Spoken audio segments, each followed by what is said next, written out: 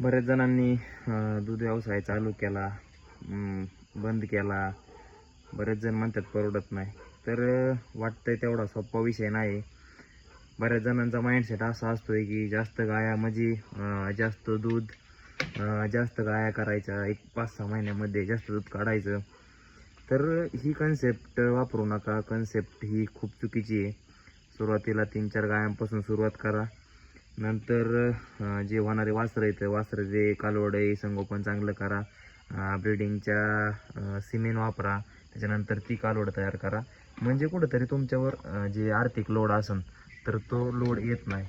जर तुम्ही जास्त प्रमाणात जर 1-6 महिन्याच्या आतमध्ये जर गाया घेतल्या आणि जर त्याच्यावर तुम्ही दूध व्यवसाय करायचा प्रयत्न केला तर 100% तुमचं मनाचं खच्चीकरण होणार आहे. बऱ्याच सगळ्या गोष्टी असतात, खुराक असतो, गड्यांचं पुन्हा बऱ्याच सगळ्या दुखणं असेल, ह्या सगळ्या गोष्टी असतात. तर त्या सगळ्या गोष्टी ध्यानात घेऊन दूध व्यवसाय करताना एकदम व्यवस्थित स्टेप बाय स्टेप करा.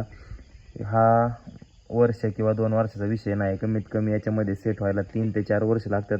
तेव्हा कुठंतरी दूध व्यवसायामध्ये सेट होतं आहे. आणि जास्त गायामध्ये जास्त दूध असा कन्सेप्ट कधीच ठेवू नका. चारा नियोजन व्यवस्थित करा आणि मग दूध व्यवसायामध्ये उतरा. 100% तुम्ही 3 वर्षामध्ये प्रॉफिटेबल असणार आहे.